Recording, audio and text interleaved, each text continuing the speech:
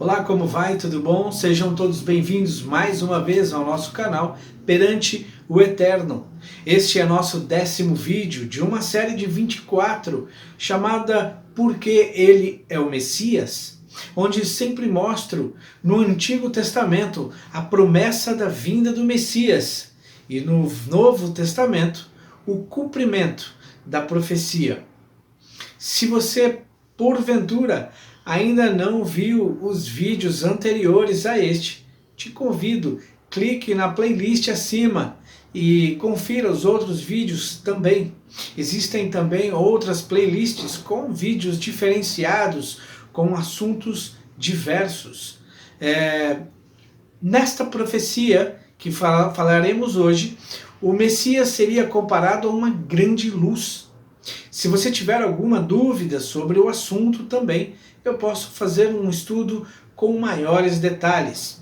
Lembrando que se você ainda não se inscreveu em nosso canal, peço que você se inscreva, ative o sininho de notificações e assim que tiver vídeos novos, o YouTube se encarrega de te avisar.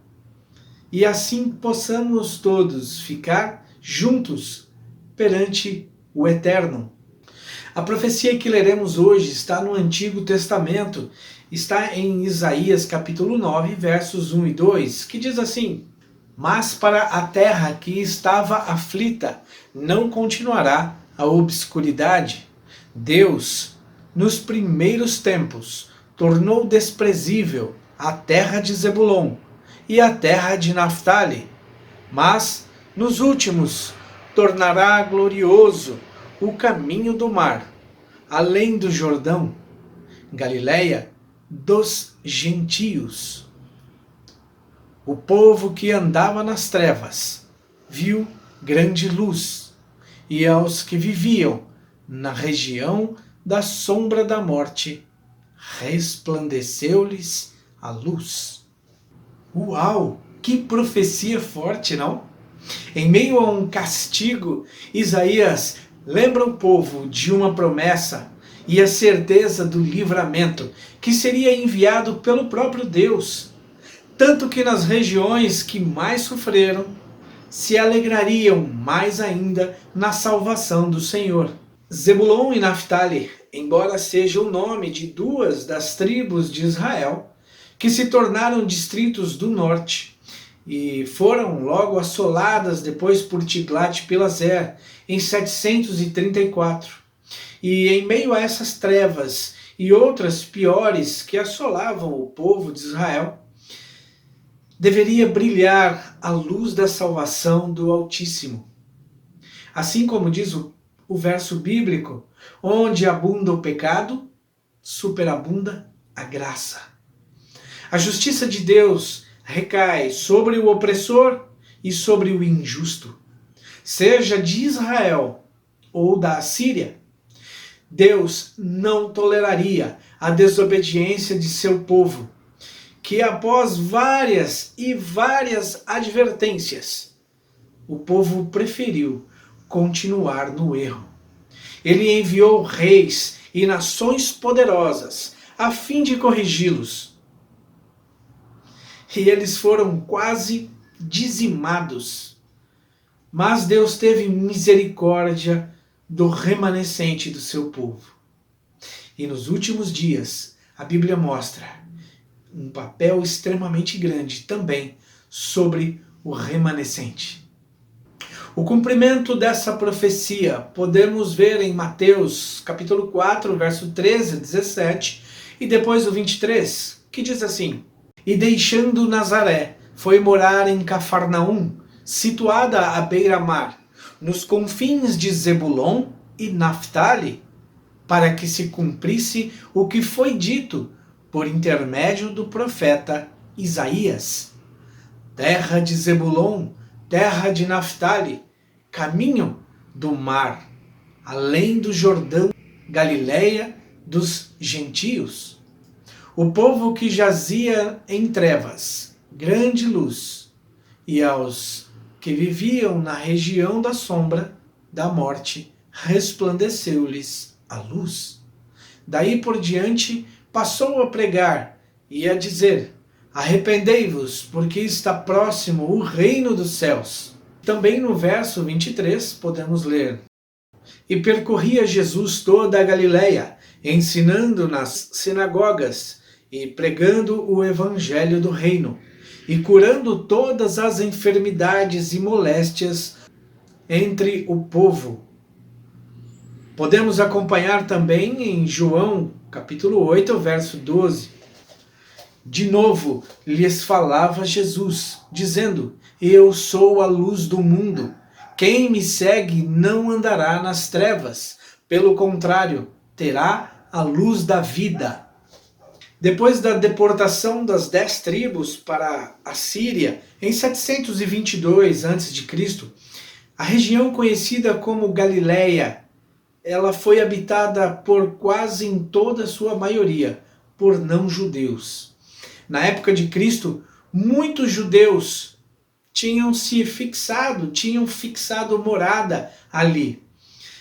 O que resultou, obviamente, numa população mista entre judeus e não-judeus.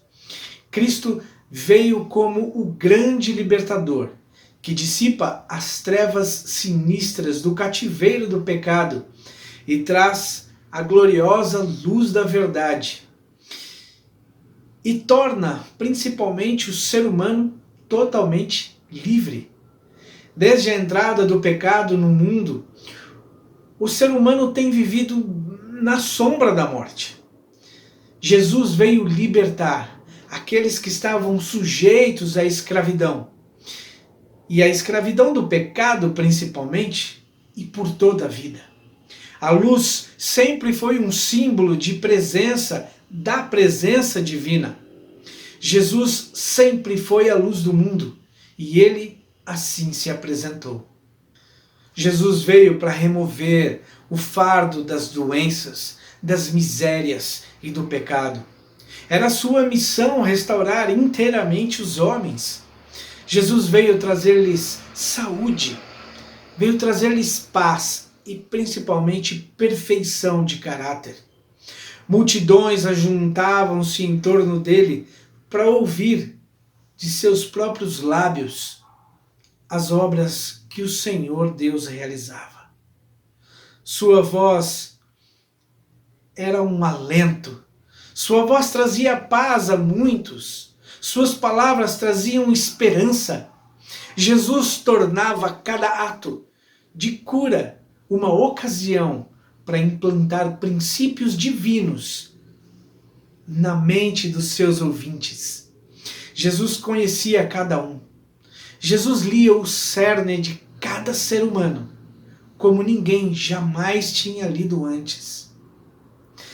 Ali estava a luz verdadeira, a luz que alumia a todo homem que vem ao mundo. Mas não só para os judeus foi dada essa luz. Como o sol vai até os lugares mais afastados, mais longínquos da terra, assim o sol da justiça resplandece por sobre toda a alma. Tem aparecido no mundo vários homens de grande capacidade intelectual, homens que têm estimulado e aberto o campo da mente em vários sentidos, homens que têm ajudado principalmente pessoas a se libertarem de suas prisões emocionais. Porém, Jesus faz você transpassar todas as barreiras, todos os limites que o homem jamais imaginou existir. A liberdade oferecida por Jesus vai além do que qualquer homem, qualquer ser humano, qualquer maior intelectual pode oferecer. E quando você descobre isso, você se liberta das correntes do pecado e se liberta do próprio eu. Você começa a ter um vislumbre que o que ele oferece não tem fim. Com as palavras, eu sou a luz do mundo, Jesus se declarou o Messias. Veja o que o próprio Simeão, aquele a quem foi revelado pelo Espírito Santo, que ele não morreria antes de ver o Cristo do Senhor. Está em Lucas capítulo 2, verso 28 até o 32, e diz assim: Ele então o tomou em seus braços e louvou a Deus e disse: Agora, Senhor, despedes em paz o teu servo, segundo a tua palavra, pois já os meus olhos viram a tua salvação, a qual tu preparaste perante a face de todos os povos, luz para iluminar as nações e para a glória do teu povo Israel. Em Isaías 49, verso 6, podemos ler: Também te dei para a luz dos gentios, para seres a minha salvação até a extremidade da terra. Cristo disse: Eu sou a luz do mundo, e quem o segue não andará nas trevas, pelo contrário, terá luz da vida. João 8,12, como já lemos. Mas ele também disse a seus discípulos: Vós sois a luz do mundo. Mateus 5,14. Ele é o sol da justiça que transmite brilhantes raios de luz a seus seguidores. E estes, por sua vez, devem levar aos outros a luz que dele recebem. Devem ser seus representantes para o mundo, que a própria Bíblia diz. É um privilégio e também um dever de todo cristão ter experiências com Deus. E quanto mais relacionamento, quanto mais perto nos chegarmos a Ele, se tiver humildade e desejo ardente no seu coração, e eu no meu, iremos brilhar muito, mas não por nós mesmos, porque o brilho de uma pessoa cristã não é o próprio, é reflexo de Cristo. Cada passo de fé, cada passo de obediência leva o ser humano em uma relação mais íntima, mais estreita com Cristo, que é a luz do mundo, em quem não há sinal de trevas. Veja a responsabilidade que um cristão tem: ser luz do mundo. Se você, por exemplo, vai para qualquer lugar, ou liga a TV, ou música, seja lá o que for, onde você for, você pode ver claramente um mundo em trevas espirituais. Pessoas presas em seu egoísmo, presas em suas vaidades, sendo arbitrários, hedonistas, presas em seus pecados. Pessoas que andam tateando como se estivesse andando no escuro, se apegando em qualquer coisa e infelizmente não veem a necessidade de uma mudança. E pior ainda, muitos se negam a abrir os olhos porque sabem que terão que mudar as atitudes.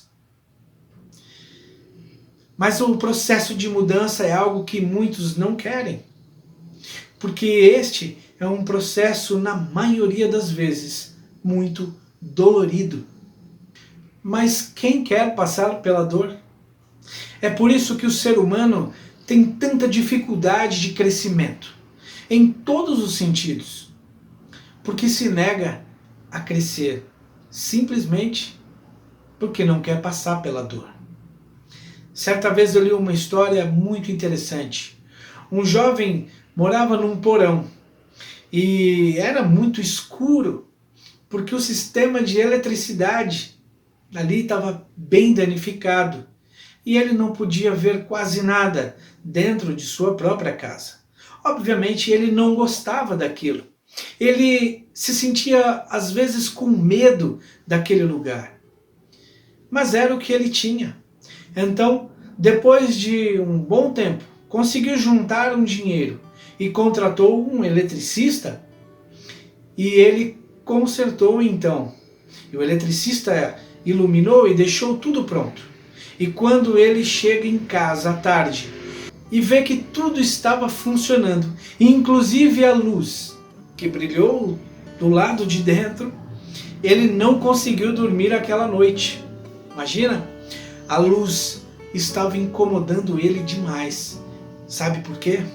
Porque agora ele via as teias de aranha por todos os lados. Ele via baratas e muita sujeira, insetos. E por isso incomodava. E ele teve que passar a noite inteira limpando toda a casa. E aí então ele pôde dormir tranquilo. Muitos preferem ficar na escuridão porque sabem que precisarão fazer uma grande faxina em sua vida.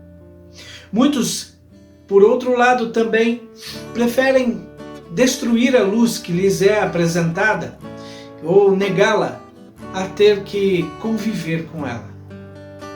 Jesus é a luz do mundo. E como diz em Apocalipse 3, verso 12, Jesus está à porta. Mas é você que vai abrir ou deixá-lo de fora. Quando você permite que ele entre e te mostre o que precisa ser feito, ele também te oferece poder para continuar ao lado dele e ser mais uma luz para outras pessoas. Até o nosso próximo estudo e que possamos dizer, assim como André disse, encontramos o Messias.